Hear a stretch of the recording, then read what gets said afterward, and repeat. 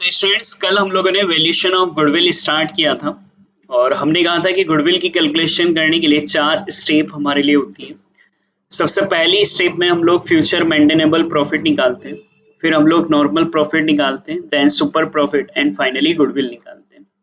सबसे main point आता है सर फ्यूचर मेंटेनेबल प्रॉफिट कैसे निकालें। फ्यूचर मेंटेनेबल प्रॉफिट निकालने के लिए पिछले सालों के क्वेश्चन में प्रॉफिट दे रखे होंगे, 4 इफेक्ट उसमें डालने हैं, एबनॉर्मल लॉस ऐड करना है, एबनॉर्मल प्रॉफिट लेस करना है, एड लेस करना है बेटा आपको अकाउंटिंग एरर को, एड लेस करना है बेटा आपको स्ट्रोक इफेक्ट को।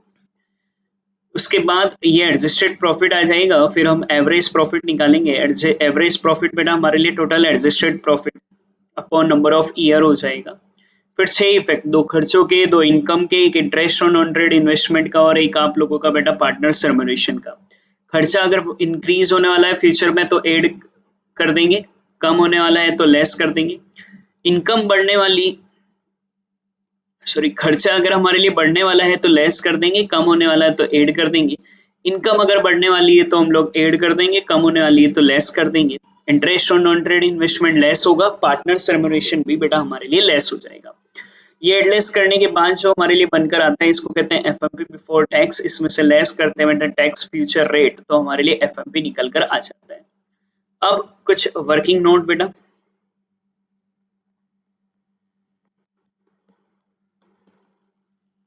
First working note,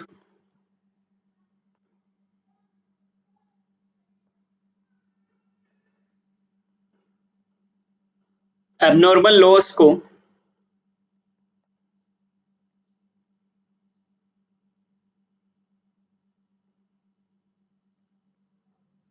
related year के प्रॉफिट में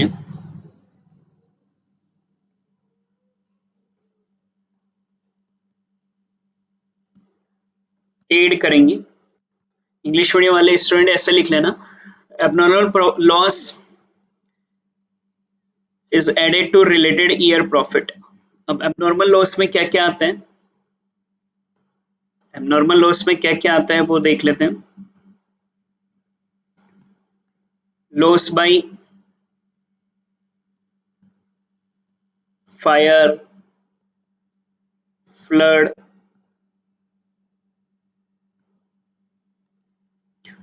अर्थक्वेक, भूकंप बेटा, या थेफ्ट चोरी की वजह से होने वाली हानि, या loss by sale of fix assets,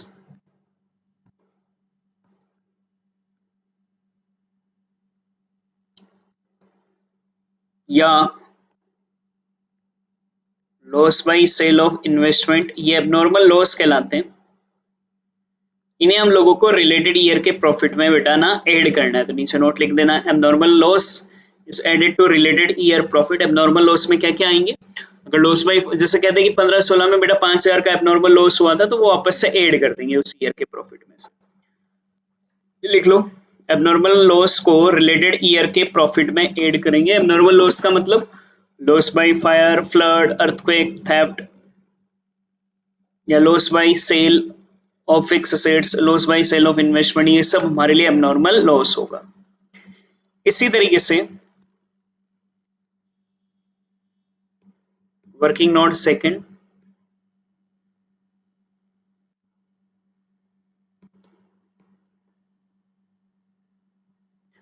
abnormal profit को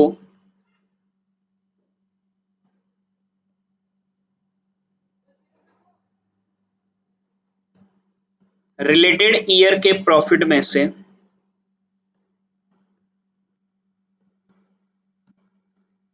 लेस करेंगे। Abnormal profit subtracted from related year profit. Point आएगा सर एबनॉर्मल प्रॉफिट क्या होगा, नोट करते चलना।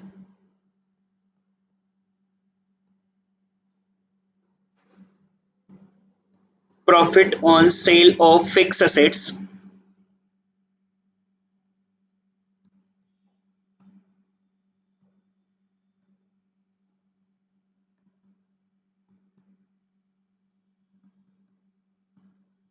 Profit on sale of investment,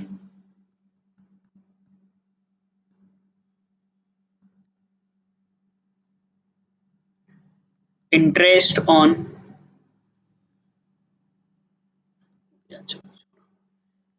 ये दो कंटेंट आप ध्यान रख लें एबनॉर्मल प्रॉफिट के लिए।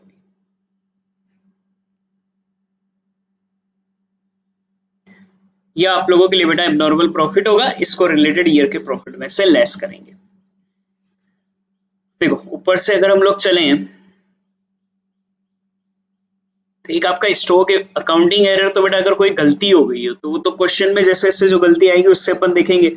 कोई चीज लिखना भूल गए, ज्यादा लिख दी, कम लिख दी, तो उससे प्रॉफिट पर क्या इंपैक्ट पड़ना है वो हम लोग रिलेटेड ईयर के प्रॉफिट में डालेंगे। देखो तो वो तो जैसा ऐसा क्वेश्चन होगा वैसा हम लोग समझेंगे। अब एक है हमारे लिए स्टॉक इफेक्ट, ये थोड़ा आपको ध्यान से समझना है।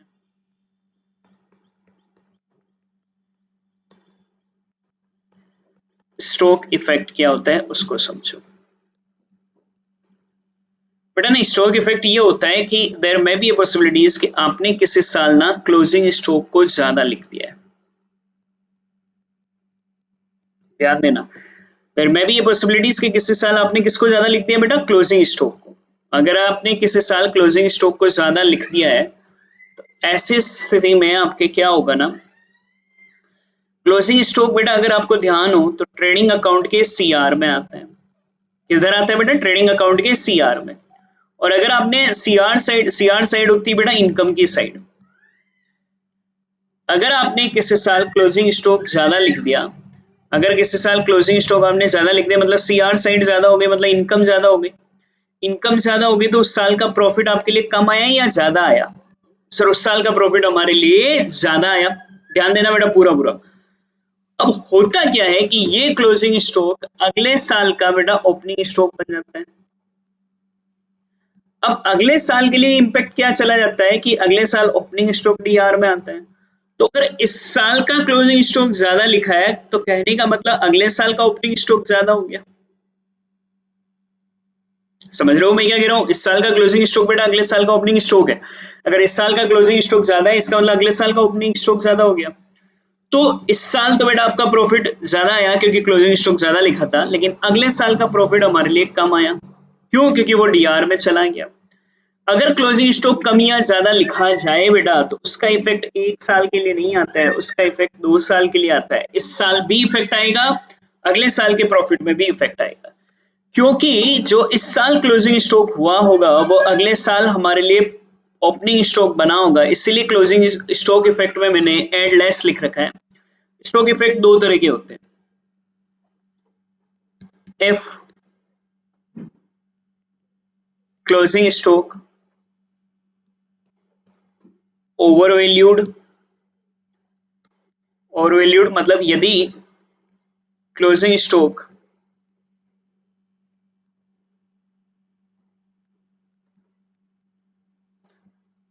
ज्यादा मूल्यांकन किया गया हो, मतलब ज्यादा लिखा गया हो, उसे ओवरवैल्यू कहते हैं। तो क्लोजिंग स्टॉक ज्यादा लिखा गया है, समझना प्रभाव क्या होगा। तो जिस साल ज्यादा लिखा ना बेटा उस साल के करंट ईयर प्रॉफिट में से लेस करेंगे। मतलब उस पर्टिकुलर जिस साल के लिए स्टॉक ज्यादा लिखा उस साल के करंट ईयर प्रॉफिट में से लेस करेंगे और नेक्स्ट ईयर प्रॉफिट में ऐड करेंगे।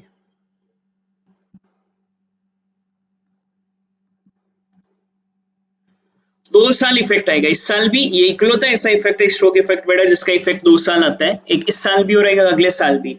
अगर किसी साल ज्यादा लिख दिया तो उस साल के प्रॉफिट में से तो लेस कर दो, क्योंकि ज्यादा लिख दिया तो उस साल से यार प्रॉफिट ज्यादा आ गया तो लेस कर दो।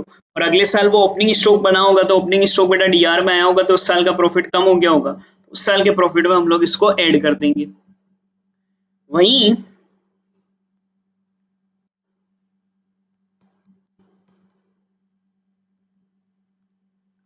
If closing stock under value कराओ,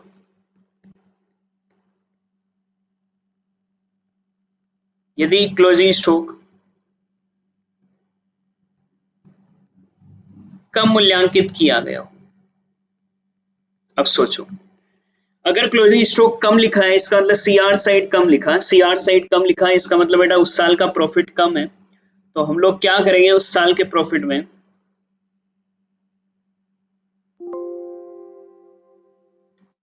इसको एक करेंट ईयर भी ना लिखकर रिलेटेड ईयर लिख लो बेटा, रिलेटेड ईयर प्रॉफिट।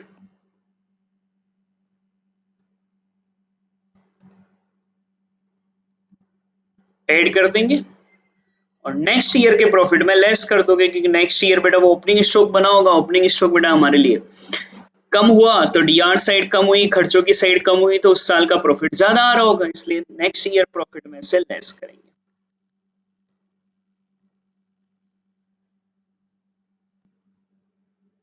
तो बेटा स्टॉक इफेक्ट 2 साल आएगा, ध्यान रखना। अगर किसी साल क्लोजिंग स्टॉक ज्यादा लिख दिया है तो उस साल के प्रॉफिट में से तो लेस करेंगे और अगले साल के प्रॉफिट में ऐड करेंगे।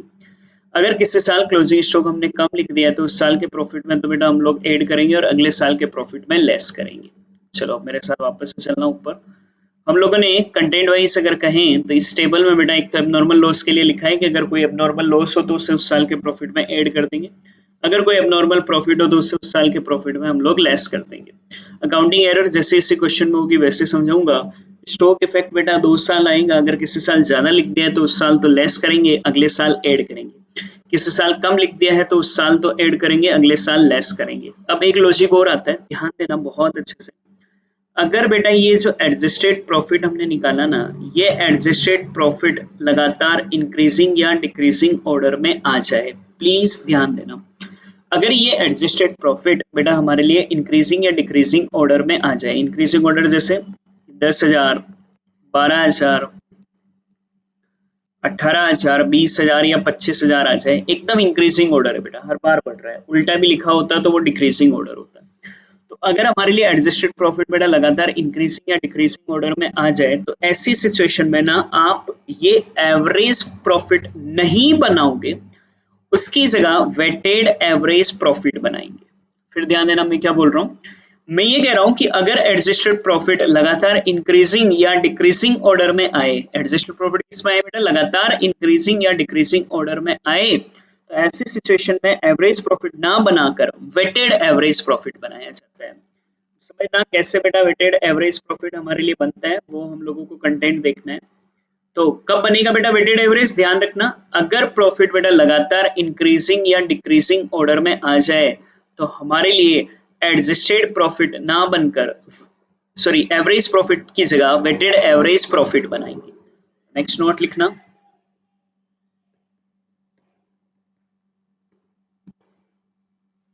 मैं हिंदी इंग्लिश दोनों में बोलूंगा, अपने अकॉर्डिंग लिख लें। और वैसे मैंने आपको पीडीएफ भेज दी है, उसमें भी लिखा होगा। यदि adjusted profit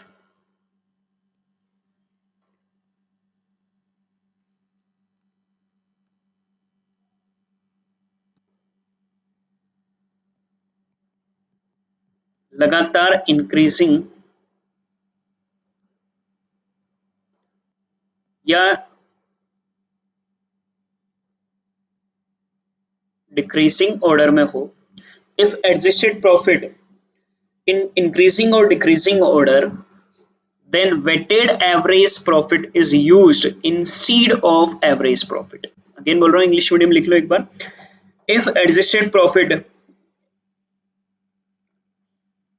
is increasing or decreasing order, then weighted average profit is used instead of average profit। तो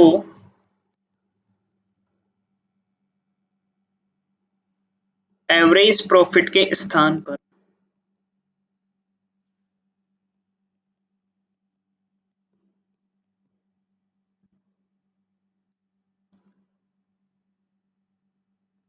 वेटेड एवरेज प्रॉफिट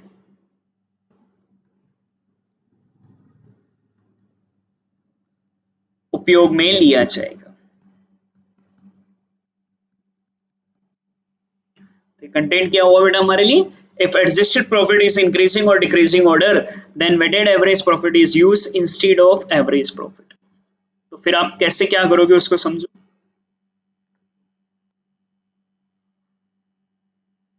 देखो टेबल बनाना,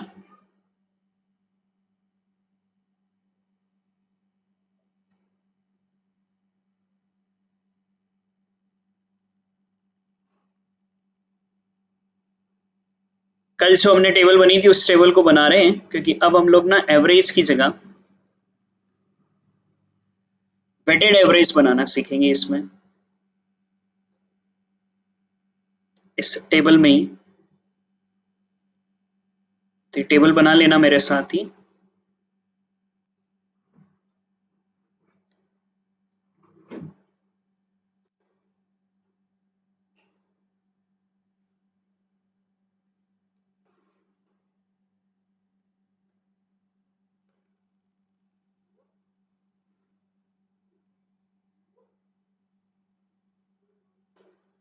तो टेबल बेटा हम लोग यहाँ पर बना रहे हैं।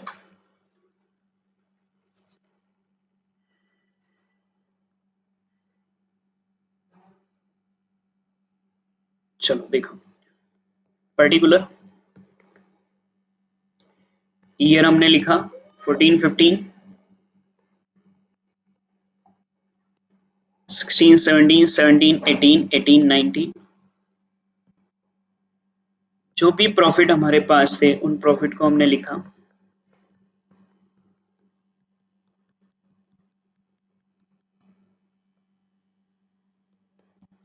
ऐड करेंगे अगर कोई अबनॉर्मल लॉस हो।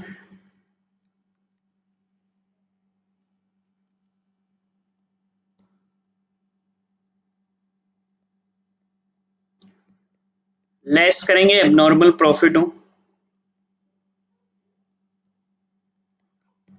प्लस माइनस करेंगे अकाउंटिंग एरर।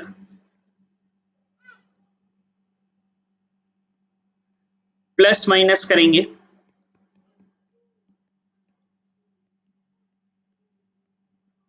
Stock effect. ये इफेक्ट जिस भी संबंधित साल में है उस रिलेटेड ईयर में हम लोग डालेंगे बेटा। उसके बाद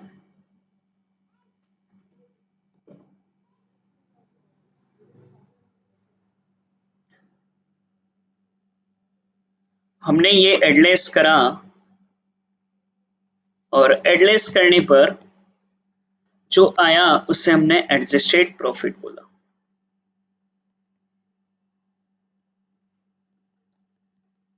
ये एडलेस करने पर हमारे लिए एडजस्टेड प्रॉफिट आया और इस एडजस्टेड प्रॉफिट में हमने देखा कि ये लगातार बढ़ते या घटते क्रम में आ रहा है। अगर ये नॉर्मली आ रहा होता तो एवरेज प्रॉफिट बनाते, लेकिन ये लगातार बढ़ते और घटते क्रम में आ रहा है, तो फिर हम लोग क्या करेंगे ना,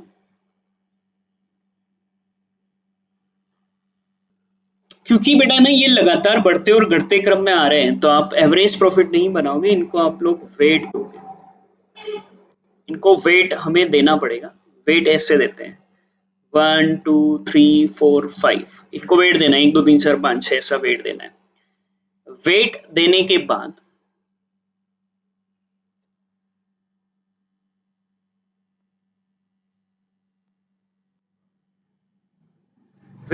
बाद बेटा हम लोग ना अगला क्या प्रोसेस काम में लेंगे उसको समझना ध्यान से। जब हम लोगों ने वेट दे दिया तो वेट देने के बाद ना हम लोग यहाँ पर प्रोडक्ट निकालेंगे। सर प्रोडक्ट का मतलब ये जो आपका एडजस्टेड प्रॉफिट आया था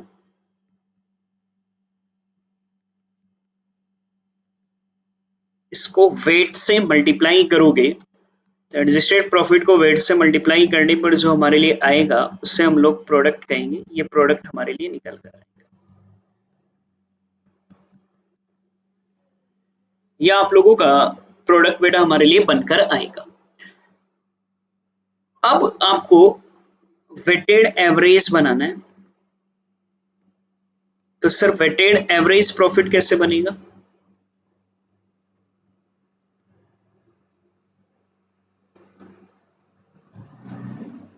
वेटेड एवरेज प्रॉफिट के लिए फॉर्मूला बनेगा टोटल प्रोडक्ट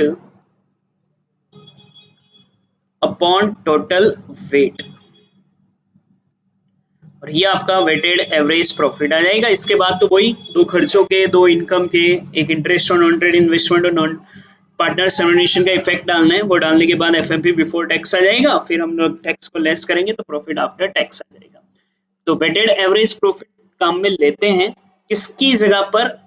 तो वो हम लोग वेटेड एवरेज प्रॉफिट काम में लेते हैं बेटा इस एवरेज प्रॉफिट की जगह पर। ये जो अपन ने एवरेज प्रॉफिट निकाला था, इसकी जगह पर वेटेड एवरेज प्रॉफिट काम आता है। वो भी कब काम आता है बेटा? जब आप लोगों के प्रॉफिट जो आए वो लगातार बढ़ते या घटते क्रम में हो, तो फिर अपने को ना एडजस्टेड प्रॉफिट के बाद ये दो कॉलम नीचे, दो रो और नीचे और बढ़ानी है, वेट देना है, प्रोडक्ट देना है, और फिर वेटेड एवरेज प्रॉफिट बेटा total product upon total weight हमारे लिए हो जाएगा। तो स्टूडेंट्स हमें चार चीजें सीखनी थी। एक सीखना था हम लोगों को एफएमपी निकालना, एक सीखना है नॉर्मल प्रॉफिट, एक सुपर प्रॉफिट और एक गुडविल। हम एफएमपी निकाल चुके हैं, एफएमपी का कॉन्सेप्ट हमारे लिए हो गया है। तो जब हम एफएमपी कर चुके हैं ना बेटा,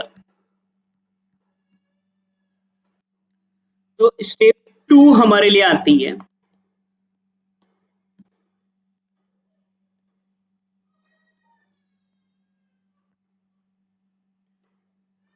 calculation of normal profit. Normal profit कैसे निकालें बेटा? ना नॉर्मल प्रॉफिट अगर हमें निकालना होता है तो नॉर्मल प्रॉफिट का जो फॉर्मूला हमारे लिए बनता है उसे ऐसा लिखा जाता है,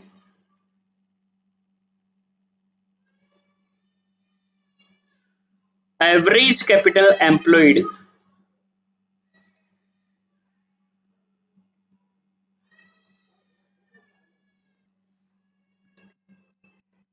इनटू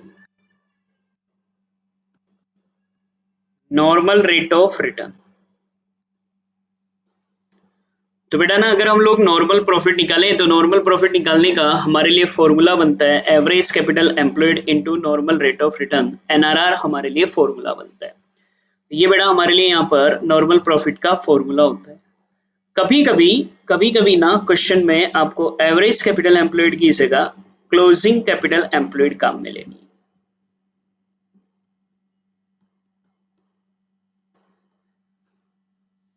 क्वेश्चन कह देगा, क्वेश्चन अगर कहे कि अंतिम विनियोजित पूंजी पर गणना करो, देखो पहले तौर पर तो हम लोग ना हमेशा एवरेज कैपिटल एम्प्लॉयड ही काम में लेते हैं, इसको कहते हैं औसत विनियोजित पूंजी।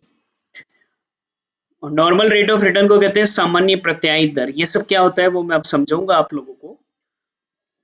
तो वैसे तो बेटा ना आपको नॉर्मल प्रॉफिट निकालने का फॉर्मूला होता है average capital employed into normal rate of return, पर क्वेश्चन ही कहते हैं कि कैलकुलेशन एवरेज कैपिटल एम्प्लॉयड पर नहीं करनी है, क्लोजिंग कैपिटल एम्प्लॉयड पर करनी है। That's all. अब हम लोग कैलकुलेशन बेटा एवरेज कैपिटल एम्प्लॉयड पर ना कर कर क्लोजिंग कैपिटल एम्प्लॉयड पर करेंगे। मुद्दा आएगा कि सर ये एवरेज कैपिटल एम्प्लॉयड कैसे निकलती है? तो देखो नोट लिख रहा हूं नीचे,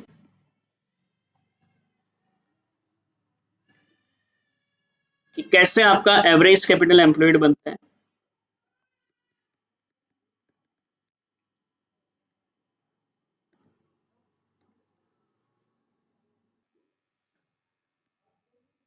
calculation of average capital employed.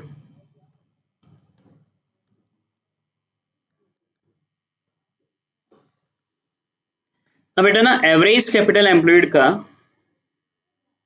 वैसे फॉर्मूला होता है टोटल असेट्स, देखते चलना अभी, total assets minus outsider liabilities.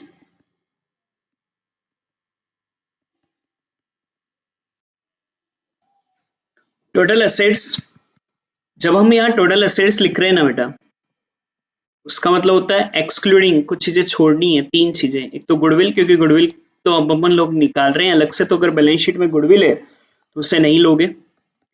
इसी तरह से नॉन ट्रेड इन्वेस्टमेंट को शामिल नहीं करते।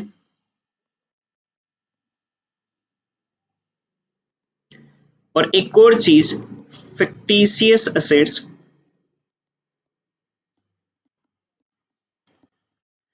फिक्टिशियस असेट्स कृत्रिम संपत्तियों को कहते हैं। ये क्या होती हैं वो मैं आपको एक नोट अलग से लिखूंगा, फिलहाल याद कर लो। तीन चीजें छोड़ते हैं बेटा, गुडविल, नॉन ट्रेड इन्वेस्टमेंट और फिक्टिशियस असेट्स को। इन तीनों को छोड़कर बाकी की सारी असेट्स लेनी है। आउटसाइड लाइबिलिटीज अगर लिख रहा हूं तो इसका मतलब होता है एक्सक्लूडिंग। देखो वैसे नई बैलेंस शीटों में फिक्टिशियस असेट्स मिलेगी नहीं, नहीं मिल रही तो काम ही खत्म। लेकिन पुराने पैटर्न के कोई क्वेश्चन हो गया तो उसमें मिलती है, तो अपन तो पूरा याद रख लो ना। गुडविल, नॉन ट्रेड इन्वेस्टमेंट और फिक्टिशियस असेट्स। आउटसाइड लाइबिलिटीज में हम लोग शेयर कैपिटल, एक्सक्लूडिंग मतलब छोड़ना है, reserve and surplus, proposed dividend, ये भी वैसे अब बैलेंस शीट में नहीं मिलेगा नई बैलेंस शीटों में तो, बट ठीक है, आपको कंटेंट एक बार पूरा लिख लो, बाई चांस कोई पुरानी बैलेंस शीट का क्वेश्चन हो गया। Proposed corporate dividend distribution tax,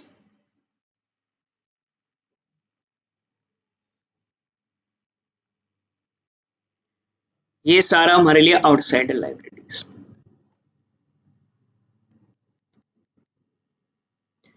ये हम लोग जब बेटा ना टोटल असेट्स में से आउटसाइडर लाइबिलिटीज को लेस करते हैं ना बेटा, तो इसको तो बोलते हैं closing capital employed. Closing capital employed, और इस क्लोजिंग कैपिटल एम्प्लॉयड में से half of current year profit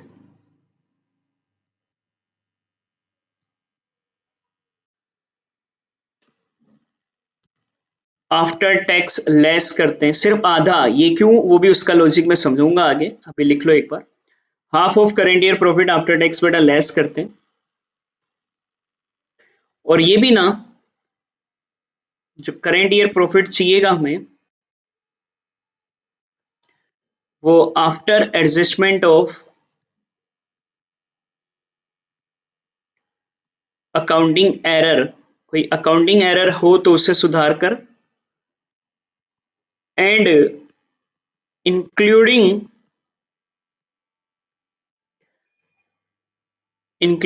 interest on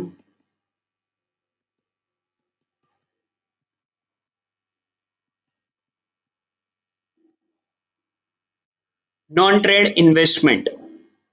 current year profit जो अपने को चाहिए ना यहाँ पर, वो सारे अकाउंटिंग एरर का एडजस्टमेंट करने के बाद का, और नॉन ट्रेड इन्वेस्टमेंट का इंटरेस्ट उसमें जुड़ा हुआ होना चाहिए। एक बार लिख ले, मैं पूरा लॉजिक समझूंगा। ये जब करेंगे ना बेटा, तो जाकर हमारे लिए एवरेज कैपिटल एम्प्लॉयड आएगा।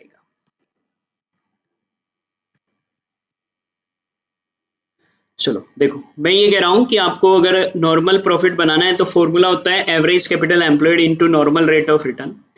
एवरेज कैपिटल एम्प्लॉयड बनाने का फॉर्मूला होता है total assets minus outsider liabilities. Total assets में बेटा गुडविल, नॉन ट्रेड इन्वेस्टमेंट और फिक्टिशियस असेट्स को शामिल नहीं करते, लेकिन आउटसाइडर लाइबिलिटीज में भी चार चीजें नहीं आएगी: share capital, reserve and surplus, proposed dividend, proposed corporate dividend distribution tax. ये तो आता है क्लोजिंग कैपिटल एम्प्लॉयड। इसमें से लेस करते हैं बेटा half of current year profit after tax, यहाँ current year profit after adjustment of accounting error, और साथ ही में इंक्लूडिंग होना चाहिए उसमें interest on non trade investment. तो ये हमारे लिए एवरेज कैपिटल एम्प्लॉयड बनता है। इसका पूरा लॉजिक अभी बाकी है इस नॉर्मल प्रॉफिट की सारी चीजों का, तो वो मैं फिर कल समझाता हूँ। आज आप लोग यहाँ तक नोट कर लें, टेक्निकली अगर आपने देखकर ही कर लिया तो इट्स ओके, नहीं तो आप ये एवरेज कैपिटल एम्प्लॉयड तक का नोट जरूर कर लें। कल हम लोग इस नॉर्मल प्रॉफिट के कॉन्सेप्ट को पूरा सीखेंगे, सुपर प्रॉफिट को भी पढ़ेंगे, और हो सकता हो तो फॉर्मूले भी गुडविल के कर हम कल फिनिश करेंगे, फिर क्वेश्चन शुरू हो जाएंगे। तो 2-1 दिन के बाद आपको बुक चाहिएगी, प्लीज बुक जरूर अरेंज कर लें, और शेयर करें, कमेंट करें, लाइक करें, कैसा क्या समझ में आ रहा है वो जरूर बताएं, और ज्यादा से ज्यादा लोगों तक बेटा और इन्फॉर्म करें कि क्लासेस चल गई हैं हमारी।